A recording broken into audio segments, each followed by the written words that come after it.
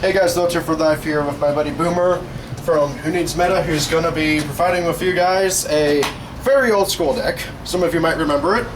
Go Control. So yeah, I'm not going to talk too much anymore. I'm going to let him take the road. Alright, so I want to thank Locher for Life for having me on the channel. Huge shout out to him, subscribe to him if you haven't already. And a shout out to my channel, Who Needs Meta. We're going to leave the link in the description below. Okay, so Go Control. By far one of my favorite decks in history because back then it was amazing. It was one of the few decks that was considered a meta deck because it was insane. It was broken. It was like, in a way, it was the Dragon Roars of the format back then because it was really hard to get around, you know, and a lot of pretty broken cards here. I'm not gonna sit here and explain why it was good. I'm just gonna show you guys everything that was in here. So hope you guys enjoy this video, and let's do this. Just wanted to say real quick, this is before archetypes were a thing. Yeah, there was no such thing as an archetype back then. Blade Knight. Flip effects were really big back then. There were not a lot of ways to get around flip effect monsters. This card was definitely one of them. Some Go Control decks didn't really main this. They sided it because some decks didn't play that much set monsters. But this card was amazing back then. Plus, the fact that you do lose your hand a lot, it's very easy to lose your hand. So he goes up to be, I mean, he becomes a 2K beater. He's just a really good card. And he's a light target. He's a light target for BLS Envoy. Breaker. Not a lot of back row hate back then. This card was limited back then because back row hate was really hard to come by. This card was freaking amazing back then. Plus, he became a 900 beater if you didn't want to pop any back row. Card was really good. DD Warrior Lady. Got around everything. Every monster you can pretty much think of back then, it got around. It's not easy to get around this card. It's annoying. It was really annoying back then. Not a lot of else. For the flip effect monsters, we have Cyberjar. Yes, this card was legal back then. This card is stupid good. It's Dark Hole, and then I guess you could say a somewhat version of the anime card Ascendity for the fact that you drew 5 cards. You drew a new hand. Dark Hole and draws new hand. It's really stupid. Double Magician of Faith. Magician of Faith back then. Nowadays, the deck's too slow to where it can actually do something with the flip effect monsters, but back then, this card was amazing. This card was considered OP for the fact that in Go Control, they relied on Magician of Fate. They bring back their spell cards that they use a lot. For example, Scapegoat, Metamorphosis, obviously. So this card back then was really good. Yeah, it was at 2 at the time. That's why it's not 3 in the deck. Otherwise, I would probably be playing 3 in the deck. And so, positive monster effects. This card was limited for a very good reason back then because you didn't just use the effect to pop monsters like he's a man-eater bug, but he did more than that. Because I use some cards that have like discard outlets or something, you know, they get sent to the grave. Graceful Charity, Lightning Vortex, stuff like that. That was really played very well back then. This card, sent from behind the grave, and you get to refill Magician of Faith or your Cyberjar. You have to refill these guys. It was retarded. It was retarded good. Nowadays, flip effect monsters aren't very good because it's too slow. Sinister Serpent gets rid of the cost. I mean, sets a graveyard any way, shape, or form you get back to your hand. You always keep hand advantage with this card. It was really good back then. It was insanely good back then. Saying again, Searcher searched out practically the entire deck. It was a generic staple. I mean. Azure Priest, my bad. I think I said Azure Spirit in another video, but we had to redo that one. But yeah, Azure Priest gets rid of all your opponent's monsters. You attack each monster once each. Back then, it was insanely good for the fact that it was a 700 beater that was not very easy to get over, and you can keep returning it to your hand and then summoning it some more. So like you didn't have to worry about, because bottomless wasn't a thing back then. Trap Hole, I don't think a lot of people played very much. There weren't a lot of ways to stop a monster summon. You had to wait till they attacked. But when you're able to get around your opponent's back row, this card was insanely good. Double Tsukiyomi. The point of this deck, other than goats, taking control of your opponent's monster, was to get rid of your opponent's monsters to where there was almost no way to bring them back.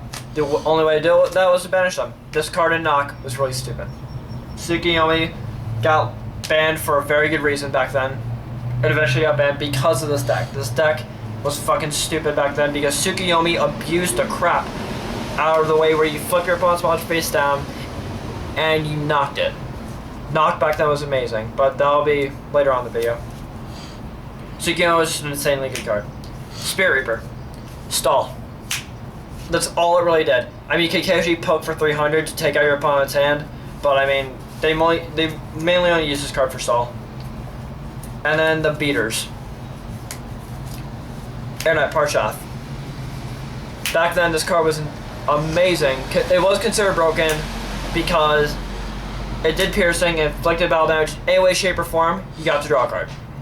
Drawing cards back then, if you were able to draw cards consistently back then, you got a really, really good deck. That was considered meta. Jinzo. No explanation there. The traps back then were kind of stupid, but not a lot of traps actually existed. But Jinzo is, because the decks were so slow back then, Jinzo, it was very easy to bring them out. And then BLS Envoy, because you play a lot of Darks and Lights. Practically your entire deck is made up of Darks and Lights. Spells. Triple Scapegoat.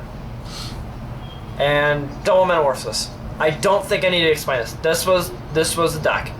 This was the entire deck. This was how you killed your opponent. It was very easy to flip up a goat, activate Metamorphosis, and summon this guy. Thousand Eyes Restrict. Because back then Thousand Eyes Restrict was broken as shit. That was your main engine. And I believe Metamorphosis was at 2 back then, otherwise people would have played 3. For very good reason. Brain Control, Snatch Steal.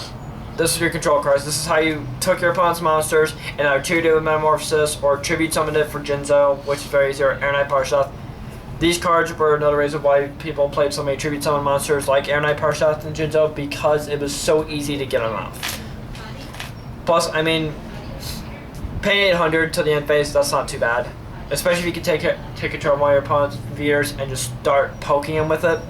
And then Snatch Steal, most of the time you weren't going to let your opponent gain that 1,000, because you're either going to tribute it with Metamorphosis or tribute summon it with Jinzo and Parshath.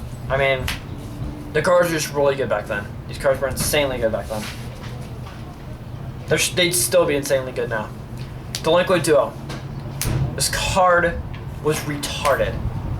Legitimately retarded. Like, taking out your opponent's hand was very good back then because, again, there were no archetypes. So any card that your opponent lost in their hand,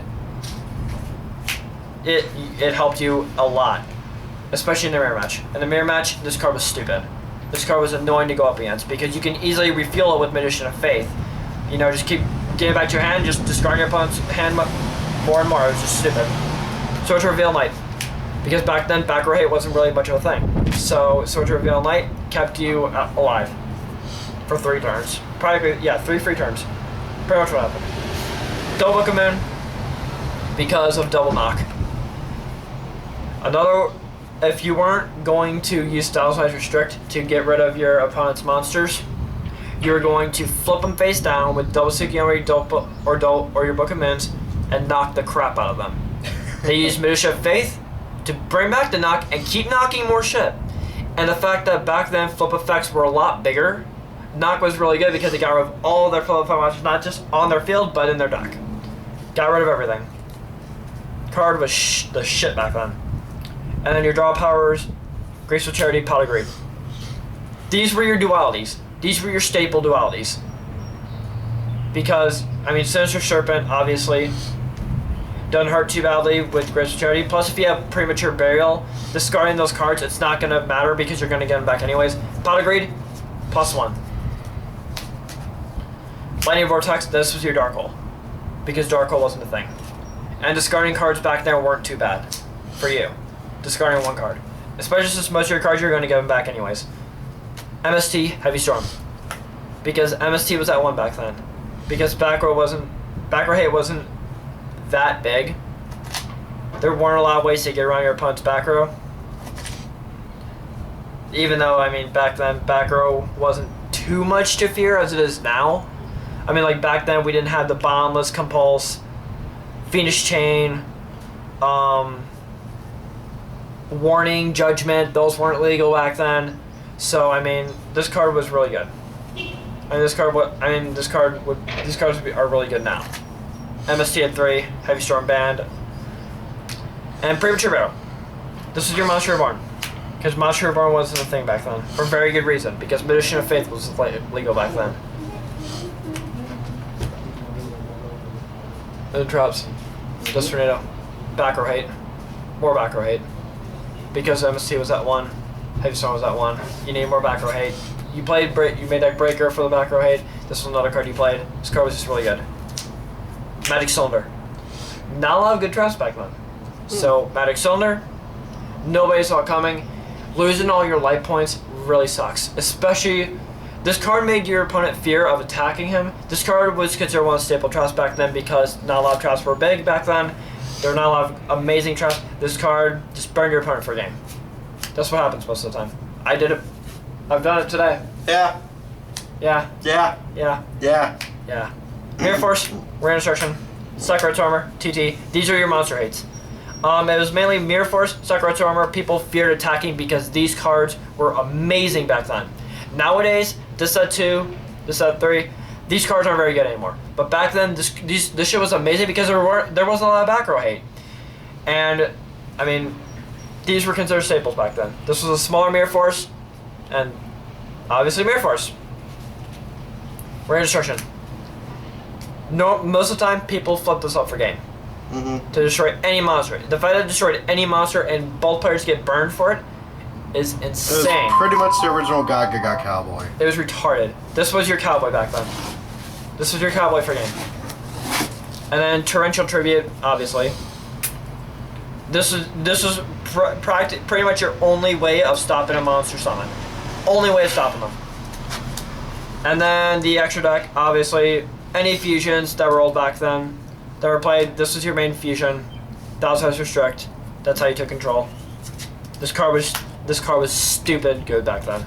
And pretty much anything else you want. Yeah, pretty much any fusion that was legal back then. You know, legal back in 06, 07? I know a common one that was played was the Darkblade fusion. Yes, Darkblade of Dragonite. That card was stupid good. That was Kaiku the Ghost Destroyer. Zach has one. Ultimate rare too, first hit.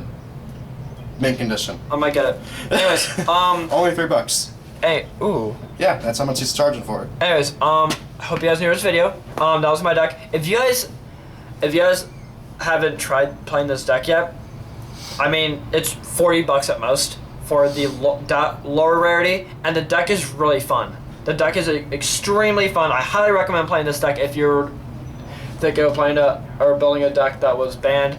My next deck's gonna be Return Dad, which isn't that expensive either. So if you guys aren't building this, build Return Dad. And both decks are extremely fun. They're extremely good. The reason I want you guys to build these decks is because I want to show you guys. I want people that haven't played back then to build these decks to get the experience of what people had to face back then. This deck back then was insane. This deck was extremely broken. This was a tier 1 back then, and back then there wasn't even considered decks that are considered tier. So yeah. Again, hope you guys enjoyed this video. Comment and rate how you like. Subscribe to Low Tier for Life channel if you haven't already. Subscribe to my channel. We're gonna leave it down in the description below. Really cool guys. And yeah, thanks for watching, guys. Bye.